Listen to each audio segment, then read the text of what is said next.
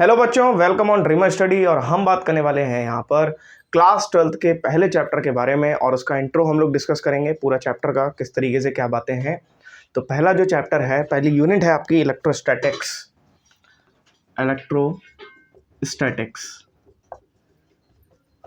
और पहला चैप्टर है आपका इलेक्ट्रिक फील्ड एंड चार्ज। ठीक है, इलेक्ट्रिक फील्ड एंड चार्ज। तो चलिए इस चैप्टर का हम इंट्रो डिस्कस करते हैं। और अगर हम आपसे एक टर्म पूछें, फिर से मैं बोल रहा हूँ, वीडियो को देखिएगा, आप लोग के लिए इफेक्टिव होगी, एक नया पॉइंट ऑफ व्यू मिलेगा और आप लोग देखिएगा, ज़रूर देखिएगा इसको। अगर हम आप सभी से पूछें कि चार्ज क्या होता है, तो आपके मन में क्या आएगा? क्या आएगा? इलेक्ट्रॉन होता है चार्ज या प्रोटॉन होता है? क्या होता है? मतलब मैं कहूँ कि चार्ज क्या है, व्हाट इज चार्ज? क्योंकि भाई आप लोग ने जो है पहले भी बातें पढ़ी होंगी, आपको कुछ बहुत बातें ध्यान होंगी, लेकिन अगर हम आपसे चार्ज बोलेंगे, आपके मन में आएगा, मन में क्या आएगा? मोस्ट ऑफ ऑल यही होता है, इलेक्ट्रॉन क्या है? चार्ज है ना। चलिए अब देखिए होता क्या है, आप लोग हिस्ट्री पढ़ते होंगे, वैसे ही फिजिक्स की भी एक हिस्ट्री होती है। तो हम आज उसको डिस्कस करेंगे और फिर आपको एक्चुअल में समझ आएगा कि कहानी किस तरीके से घटी है। क्लियर? किस तरीके से चार्ज का डेवलपमेंट हुआ है और किस तरीके से ये कहानी एक्चुअल में हैपनिंग हुई है। अब जरा समझिएगा, पहली बार चार्ज के बारे में पहली बार चार्ज के बारे में बताया फिलोसफर थे, थेल्स नाम के फिलोसफर थे, 600 BC के अप्रॉक्स में। और इन्होंने कुछ चार्ज के बारे में घटनाएं बताई। इन्होंने बताया कि जब ये अंबर नाम का एक क्या लिया, इन्होंने सब्सटेंस ले लिया, अंबर। अब अंबर क्या होता है, जरा ध्यान से देखेंगे। आपने देखा होगा कभी जो है, जैसे कोई पेड़ में आप देखिएगा हल्का सा जो गम टाइप का एक जो सब्सटेंस निकलता है, उसको हम लोग अंबर कहते हैं। इन्होंने उसको लिया और उस अंबर को रफ किया एनिमल स्किन के साथ, है ना।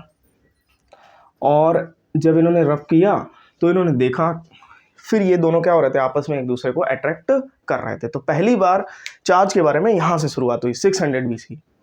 और उसके बाद यहाँ पर कई सारे फिजिशियंस आए, कई सारे साइंटिस्ट आए और उन्होंने चार्ज के बारे में अपनी अपनी बातें रखी।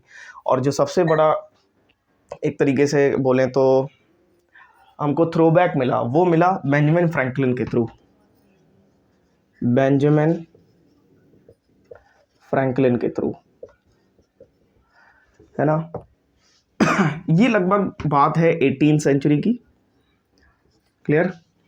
तो बेंजामिन फ्रैंकलिन ने बोला सीधे सीधे कि देखिए चार्ज क्या होता है। सिंपली इन्होंने बताया कि जब हम दो बॉडीज़ को, इन्होंने बोला मान लेते हैं ये दो बॉडीज़ हैं और इन्होंने दो बॉडीज़ को रब किया, तो इन्होंने कहा, क्या कहा देखिए ज़रा, इन्होंने कहा कि जब हम दो बॉडीज़ को क्या करते हैं, रब करते हैं, रब किया, मान लेते हैं ये बॉडी ए है और ये बॉडी बी है। रब करने के बाद एक बॉडी पर पॉजिटिव चार्ज आएगा और दूसरी बॉडी पर नेगेटिव चार्ज आएगा। एक्चुअल में इन्होंने पॉजिटिव और नेगेटिव मैथमेटिकली इस बात को बोल दिया, क्योंकि हुआ क्या था, जरा देखिएगा। ये जो दो बॉडीज़ हैं, समझिएगा, रब करने से पहले ये एक दूसरे को अट्रैक्ट नहीं कर रही थी, लेकिन रब करने के बाद ये बॉडीज़ एक दूसरे को अट्रैक्ट कर रही हैं। तो बेंजामिन फ्रैंकलिन ने सोचा कि मान लेते हैं, मैथमेटिकली सोचा उन्होंने कि यहाँ पर अगर +5 आया है तो यहाँ पे -5 आ जाएगा, मतलब एक बॉडी पॉजिटिव एक बॉडी नेगेटिव हो जाएगी। क्लियर? फिर मल्टीपल एक्सपेरिमेंट्स हुए, ग्लास रॉड को रब किया सिल्क के साथ और एवोनाइट रॉड को कैट स्किन के साथ, है ना। ये तमाम सारी चीज़ें करी और फिर उससे हमें पता चला कि यहाँ पर जो ग्लास रॉड पे चार्ज आता था उसको हमने नेगेटिव कंसीडर कर दिया, और सॉरी ग्लास रॉड पे कह रहा हूँ, एवोनाइट रॉड पर जो चार्ज आता था उसको नेगेटिव कंसीडर कर दिया, और जो हमारा ग्लास रॉड पर चार्ज आता था उसको पॉजिटिव कंसीडर कर दिया। ये मान लेते हैं ग्लास रॉड है और ये मान लेते हैं एवोनाइट रॉड है, एवोनाइट रॉड। तो इसको हमने सिल्क के साथ रब किया और यहाँ पर ग्लास रॉड को रब किया कैट स्किन के साथ, है ना। तो यहाँ पर इस पर जो आएगा वो नेगेटिव चार्ज आ जाएगा और इस पर जो आएगा पॉजिटिव चार्ज आ जाएगा, है ना, इसके साथ रब करने पर। अब होगा क्या, जब हम ग्लास रॉड और रिबोनाइट रॉड को पास लाएंगे तो ये दोनों एक दूसरे को क्या करेंगी, अट्रैक्ट करेंगे। क्या करेंगी, अट्रैक्ट करेंगी। अब जरा ध्यान से देखेंगे।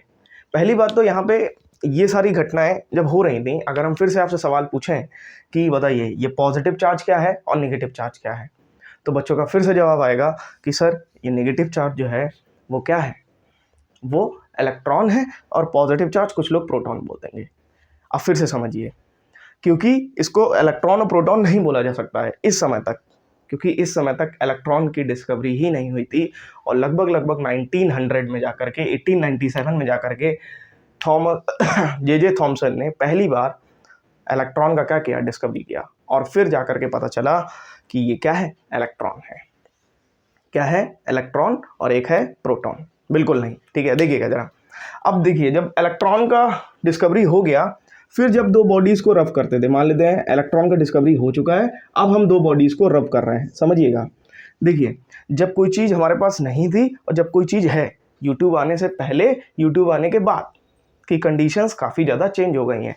ठीक है, इंटरनेट आने से पहले, इंटरनेट आने के बाद कंडीशंस चेंज हो गई। वैसे ही इलेक्ट्रॉन का जब डिस्कवरी हुआ तो फिर इसके बाद क्या हुआ, जब हम दो बॉडीज़ को रब करते थे तो एक बॉडी से इलेक्ट्रॉन निकल करके दूसरी बॉडी में चले जाते थे। तो जिस बॉडी से इलेक्ट्रॉन निकलते थे उसको हम लोग पॉजिटिव कहते थे, और जिस बॉडी में इलेक्ट्रॉन्स जाते थे उसको हम लोग नेगेटिव कहते थे। क्लियर है। फिर से एक सवाल आएगा कि हर बार इलेक्ट्रॉन ही निकलेंगे, क्या प्रोटॉन्स नहीं निकलेंगे? मन में सवाल तो आते होंगे ना कि भाई हर बार इस बॉडी से निकल करके इलेक्ट्रॉन्स ही जाएंगे, क्या प्रोटॉन्स नहीं जाएंगे? सारे सवालों का जवाब देंगे, पहले सुनिएगा इस बात को ध्यान से। तो देखिए होता क्या है एक्चुअल में, दो रीजंस हैं। एक रीज़न, दोनों रीजंस काफ़ी ताकतवर रीजंस हैं। देखिए इलेक्ट्रॉन जो होता है उसका मास जो होता है काफ़ी कम होता है प्रोटॉन्स के मुकाबले। ठीक है, बात समझ आई कि नहीं आई? प्रोटॉन्स का काफ़ी ज़्यादा होता है। मान लेते हैं आपने पढ़ा होगा 1837 टाइम्स। मतलब कि अगर आपसे कोई बोले कि, मैं एक फाइन एग्जांपल दूं, अगर कोई आपसे बोले 1 kg का वेट उठाना चाहोगे, 1 kg का या फिर 1837 kg का, तो आप लोग क्या बोलेंगे? 1 kg। ठीक है, 1 kg सही है। कोई आपसे बोले है ना कि 1 kg उठाना चाहोगे 1837, तो आप क्या बोलोगे? ठीक है, एक तो ये रीज़न हो गया। दूसरा रीज़न ये भी है, कभी कभार प्रोटॉन्स भी निकल जाते हैं। देखिए ज़रा, दूसरा रीज़न ये भी है कि जो हमारा प्रोटॉन है वो इनसाइड द न्यूक्लियस है, तो उसका निकलना जल्दी से पॉसिबल नहीं होगा। बात समझ आई? तो प्रोटॉन का न्यूक्लियस से निकलना जल्दी से पॉसिबल नहीं होगा। ये सारी बातें हैं। तो जब भी आप दो बॉडीज़ को रब करेंगे तो वो क्या हो जाएंगी? चार्ज हो जाएंगी, चार्ज हो जाएंगी। चलिए ठीक है, ये तो हो गई तमाम सारी बातें। लेकिन आपके मन में एक और सवाल आएगा। अच्छा, जैसे आपने बचपन में वो किया करते थे, जैसे एक स्केल को लिया और बालों से रब किया, फिर कागज़ के छोटे छोटे टुकड़े होते थे, उनके पास ले जाते थे और वो उसको अट्रैक्ट करते थे। अगर जब तक हम ये रब नहीं करते थे, क्या ये कागज़ के टुकड़े, पीसेस ऑफ पेपर, क्या स्केल के साथ अट्रैक्ट होते थे? नहीं होते थे। क्योंकि जब पहले मान लेते हैं ये स्केल है ना, और ये क्या है? पीसेस ऑफ पेपर, है ना, पीसेस ऑफ पेपर, कुछ भी है ना। देखिएगा जरा, तो पहले ये दोनों ही न्यूट्रल हैं। क्या है? न्यूट्रल। पहले स्केल भी जो हमारा है न्यूट्रल है और ये भी न्यूट्रल है। लेकिन जब हमने रब कर दिया बालों के साथ तो अब स्केल हमारा चार्ज हो गया है और ये क्या करेगा? पेपर्स को अट्रैक्ट कर लेगा।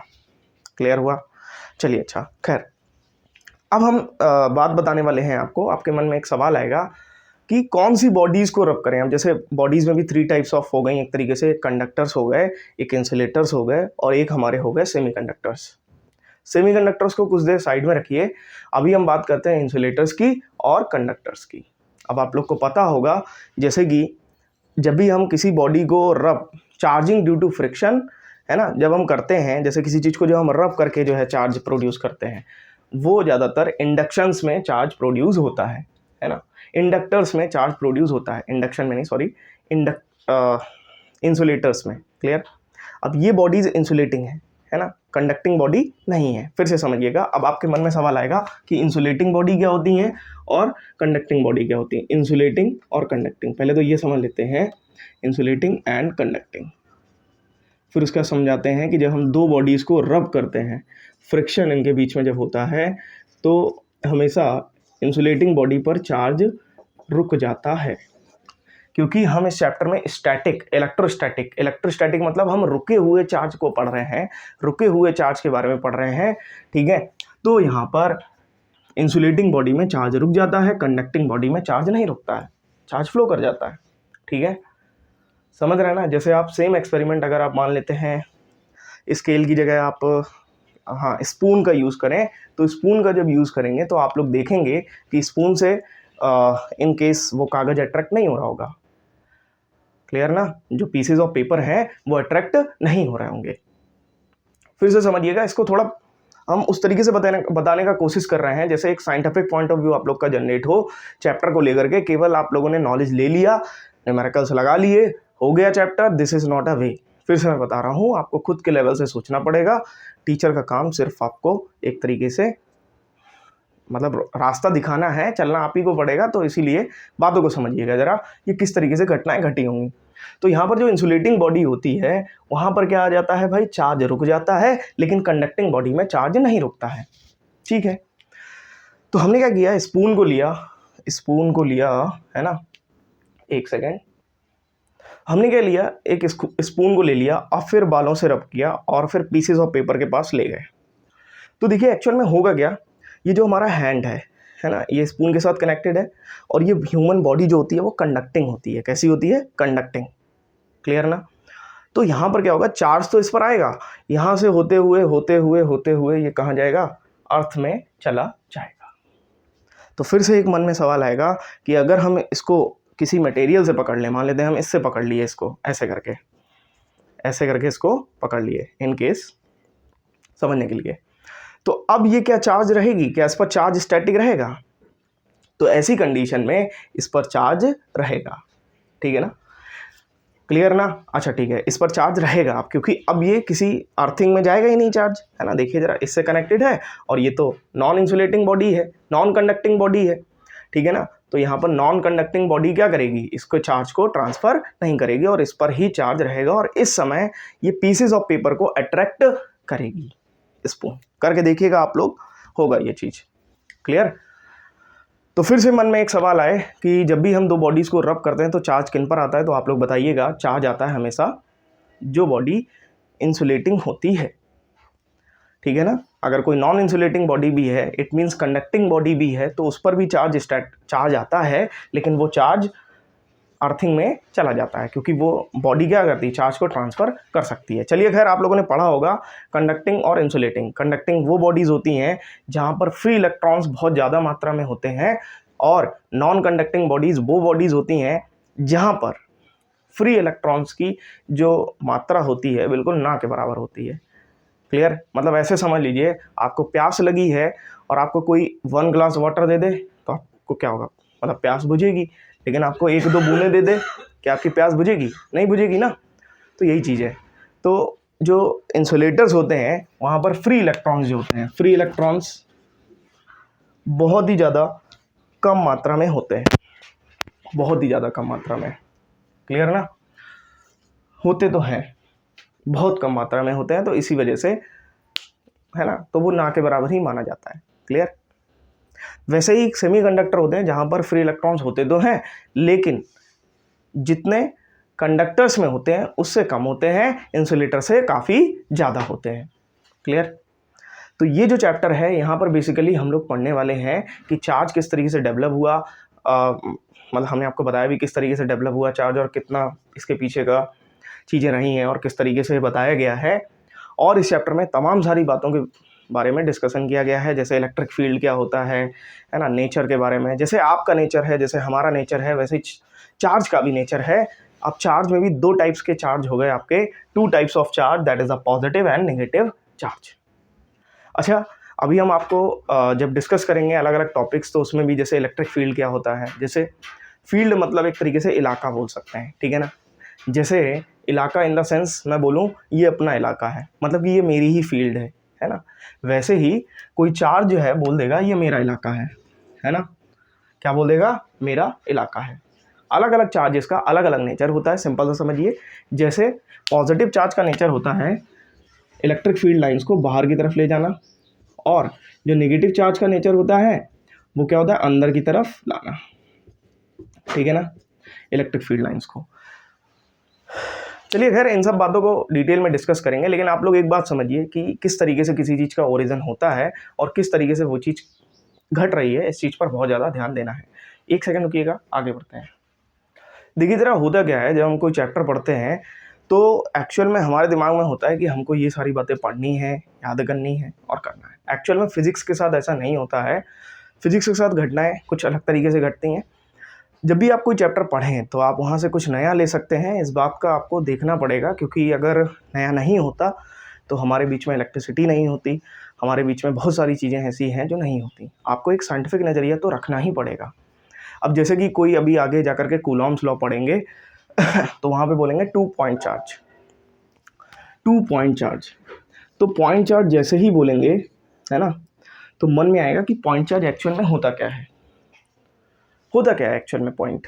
तो हम आपसे कहें कि ये पेन पॉइंट है, पॉइंट की तरह है, आप कहेंगे सर कहाँ पॉइंट है, ये देखिए पूरा मार्कर दिख रहा है आपको, मतलब हम लोग को भी दिख रहा है। ठीक है, अगर हम इस मार्कर को 1 किलोमीटर की दूरी पर रख दें या फिर 100 मीटर की दूरी पर रख दें, तब ये क्या हो जाएगा, छोटा हो जाएगा, और दूर ले जाएंगे और छोटा हो जाएगा। तो एक्चुअल में ये इनके बीच की दूरी पर निर्भर करता है। मान लेते हैं ये मैं हूँ और ये मेरा मार्कर है। ठीक है, तो हमारे बीच की दूरियां बढ़ती जाएंगी, तो इट मीन्स ज़्यादा पॉइंट जैसा होता जाएगा। जैसे आप लोग कभी मैप में देखते होंगे तो मैप में आपको दिखता होगा, कोई भी अगर जैसे कैपिटल आपको शो करनी है तो पॉइंट से शो करते होंगे, क्योंकि सोचिए मैप इतना सा बड़ा, ठीक है, और आपका जो कंट्री है इतनी बड़ी है ना, कुछ 32 लाख स्क्वायर फीट में है पूरा कंट्री। तो कंट्री इतना सारा, इतना ज़्यादा बड़ा है और मैप इतना बड़ा है, तो उसमें जब हम किसी कैपिटल को जैसे दिल्ली को शो कर रहे हैं या फिर लखनऊ को शो कर रहे हैं, तो हम क्या करेंगे, पॉइंट से शो करेंगे, है ना। तो पॉइंट डिपेंड करता है, पॉइंट चार्ज के बारे में जब डिस्कस होगा तो ये डिपेंड करता है इनके बीच में दूरी कितनी है, डिस्टेंस कितनी है। क्लियर। अब जैसे ये चैप्टर जब आप पूरा पढ़ेंगे तो आपको तमाम सारी प्रूवमेंट्स होंगी, कई सारी बातें होंगी, तो कहीं ना कहीं बच्चा कई बार जो है प्रूवमेंट्स को रटने लग जाता है, जो कि हमें लगता है कि एक बहुत ही ज़्यादा गलत अप्रोच है। अगर एक बार आप अच्छे से समझ लिए, एक बार आप अच्छे से कर लिए किसी चीज़ को, तो हमें, मेरा ऐसा मानना है कि वो चीज़ ईजिली आपको समझ आ जाएगी। एक्चुअल में उसके डेप्थ ऑफ नॉलेज को समझें। जैसे कि अब हम आपसे बोल दें चार्ज क्या है, तो अब आप हो सकता है इसके बाद बता सको कि चार्ज देखिए होता क्या है। एक्चुअल में जब पहली बार चार्ज डेवलप हुआ था तब किसी को नहीं पता था चार्ज क्या होता है। जिसने चार्ज के बारे में शुरुआत भी करी थी उसको भी एक्चुअल में नहीं पता चार्ज क्या होता है, उसने बस बता दिया कि ये बॉडी अट्रैक्ट कर रही है और कहानी वहाँ से स्टार्ट हो गई। और तमाम बीच में कई सारे साइंटिस्ट आए। फिर सबसे बड़ा थ्रोबैक जो मिला वो बेंजामिन फ्रैंकलिन ने बताया कि जब हम 2 बॉडीज़ को रफ करते हैं तो एक बॉडी पर पॉजिटिव और एक बॉडी पर नेगेटिव चार्ज आता है। क्लियर। तब भी जो है किसी जो नेगेटिव चार्ज बॉडी है वहाँ पे इलेक्ट्रॉन ट्रांसफ़र हो रहे हैं, ये कुछ भी नहीं पता था, बस ऐसे ही उन्होंने मैथमेटिकली इस बात को बता दिया। ठीक है ना, उन्होंने ऐसा अंदेशा लगाया कि एक पर पॉजिटिव आता होगा, एक पर नेगेटिव आता होगा। ठीक है। फिर इसके बाद अगर हम बात करें तो लगभग 1897 में इलेक्ट्रॉन मिला, और इलेक्ट्रॉन जब मिला तब फिर बोला जाता है कि जब हमने फिर कोई बॉडी रब करी तब यहाँ पर क्या हुआ, इलेक्ट्रॉन ट्रांसफ़र होना शुरू हुए, है ना, एक बॉडी से दूसरी बॉडी में। और जिस बॉडी से इलेक्ट्रॉन निकलते थे उस बॉडी का जो चार्ज होता था वो क्या होता था, जरा बताएं। ये बॉडी पॉजिटिव है और ये बॉडी नेगेटिव है, तो हम आपसे पूछ सकते हैं बताइए इलेक्ट्रॉन कहाँ से निकले, तो आप बोलेंगे जिस बॉडी में पॉजिटिव चार्ज है वहाँ से इलेक्ट्रॉन निकल गए, और जिस बॉडी में नेगेटिव चार्ज है वहाँ पे इलेक्ट्रॉन पहुँच गए। ये कोई बड़ी चीज़ नहीं है, लेकिन समझना है आप लोग को। ठीक है, ये बात इतनी लंबी घटना, मतलब समझिए कितने साल लग गए यहाँ पे, लगभग नहीं तो आपको अगर बोल दें 2400-2500 साल लग गए इस बात को जानते जानते, सिर्फ और सिर्फ। ठीक है, तो आप एक चैप्टर में वो सारी बातें जानना चाहते हैं, और जानना भी नहीं चाहते, एक्चुअल में रटना चाहते हैं, जो कि टेक्निकली पॉसिबल नहीं है। और फिजिक्स एक टफ सब्जेक्ट बनकर ही रह जाएगा आप लोग के लिए, क्योंकि आपने कभी ये जानने की कोशिश नहीं करी चार्ज कैसे डेवलप हुआ, कभी ये जानने की कोशिश नहीं करी नहीं डेवलप हुआ तो कितना उसमें क्या, किस तरीके से ड्यूरेशन, किस तरीके से घटनाएं घटी होंगी। एक्चुअल में जैसे हिस्ट्री में होता है ना, हिस्ट्री जानना होता है ना किसी चीज़ का, वैसे ही फिजिक्स की भी एक हिस्ट्री होती है और उसको भी हमें जानना होता है, और उसको जान करके अगर हम पढ़ेंगे तो एक इंटरेस्ट डेवलप हो पाएगा। क्योंकि अगर मान लीजिए आप इंजीनियर बने आगे जा करके, तो आपने कोई चीज़, कोई मॉडल कुछ तैयार ही नहीं किया, तो किस बात के इंजीनियर? फिर इंजीनियर वही होता है जो हर चीज़ में पॉइंट ऑफ व्यू रखता है अपना, ठीक है, हर चीज़ में साइंटिफिक नज़रिया रखता है। इंजीनियर का मतलब यही है, अपना जो है नज़रिया जो है उसका वो एकदम से साफ और क्लियर है, वो प्रीवियस वाले साइंटिस्ट से सीख रहा है, अपने साथ वालों से सीख रहा है, ये सारी चीज़ें हैं। तो चार्ज ट्रांसफ़र हो गया, यहाँ पर क्या नेगेटिव हो गया या पॉजिटिव हो गया, क्लियर ना। इसी तरीके से अगर यहाँ से इलेक्ट्रॉन निकल करके यहाँ गए तो यहाँ पर जो है मास जो हो जाएगा ए बॉडी का और जो मास हो जाएगा बी बॉडी का, है ना। कोई पूछ ले किसका मास ज़्यादा हो जाएगा, तो एक्चुअल सी बात है कि यहाँ पे मान लेते हैं 10 इलेक्ट्रॉन बैठे हुए थे, 10 प्रोटॉन बैठे हुए थे। मान लेते हैं इलेक्ट्रॉन एक निकल करके उधर चला गया, 9 इलेक्ट्रॉन हो गए। यहाँ पे भी, यहाँ पे मान लेते हैं 11 इलेक्ट्रॉन थे और 11 प्रोटॉन थे, एक इलेक्ट्रॉन और एक्स्ट्रा आ गया है, ठीक है। तो अब इस बस से एक व्यक्ति उतर गया, ठीक है, एक पर्सन क्या हो गया, उतर गया, एक तरीके से इलेक्ट्रॉन को पर्सन मान लेते हैं, और इस बस पर एक पर्सन चढ़ गया। तो बताइए इसका मास एक्चुअल में कम हुआ होगा और बी वाले का मास ज़्यादा हुआ होगा, तो यहाँ पर ये हो जाएगा इस तरीके से। बात समझ आएगी नहीं है, ठीक है ना। कभी भी कोई बोले पॉजिटिव चार्ज, पॉजिटिव बॉडी, तो समझ जाना वहाँ पर इलेक्ट्रॉन की कमी है। कभी भी कोई बोले पॉजिटिव बॉडी तो समझ जाना वहाँ पर इलेक्ट्रॉन की कमी है। कभी भी बोले नेगेटिव बॉडी तो समझ जाना वहाँ पर इलेक्ट्रॉन बहुत ज़्यादा मात्रा में है, बहुत ज़्यादा क्वांटिटी में प्रेजेंट है। When the deficiency of electron, then body is positively charged. When the excess amount of electron present on any body, then there is a negative charge. Clear? फिर से मैं बोल रहा हूँ, किसी चीज़ को समझने के लिए इस चीज़ को घटनाक्रम समझिए, उस बात का घटनाक्रम समझिए और उस चीज़ को पूरा डिटेल में जानने की कोशिश करिए। देखिए होता क्या है एक्चुअल में, हम पढ़ तो लेते हैं लेकिन हमने पढ़ा क्या है, इस बात को जानने के लिए हमें वर्षों लग जाते हैं, ठीक है। आप 11th 12th कर लेंगे, आपको फिर से रिकॉग्नाइज करना पड़ेगा कि हमने ये न्यूमेरिकल लगाया था, न्यूमेरिकल याद कर रहे हैं, ठीक है। थ्योरम्स, जो थ्योरम से बोल रहा हूँ, डेरिवेशंस को याद कर रहे हैं। अब हर चीज़ को जब याद करेंगे तो हमें लगता है दिमाग पर बर्डन हो जाएगा और फिजिक्स हमेशा टफ लगने वाली है, इसके अलावा कुछ भी नहीं होने वाला। फिर से मैं बोल रहा हूँ, एंजॉय करिए उस चीज़ को, उस चीज़ की एक एक बात समझने की कोशिश करिए, याद कुछ भी मत करिए, समझिए उस बात को, कैसे घटी वो घटना। एक्चुअल में जब आप समझने लग जाएंगे तो हमें लगता है कि आप लोग के लिए फिजिक्स तो याद करने जैसा कुछ रह ही नहीं जाएगा। और फिजिक्स में आपकी मैथमेटिक्स भी अच्छी खासी होनी चाहिए और उसका भी प्रैक्टिस होता रहता है फिजिक्स में, ठीक है ना। जब आप लोग कैलकुलेशंस करेंगे, न्यूमेरिकल्स करेंगे, तो ये सारी बातें हैं।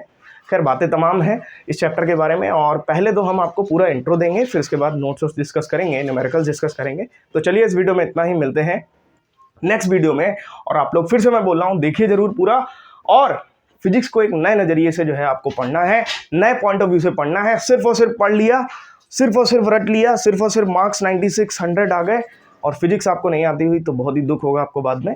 इसीलिए दुख ना करें और अच्छे से पढ़ें। Okay, bye all of you, take care.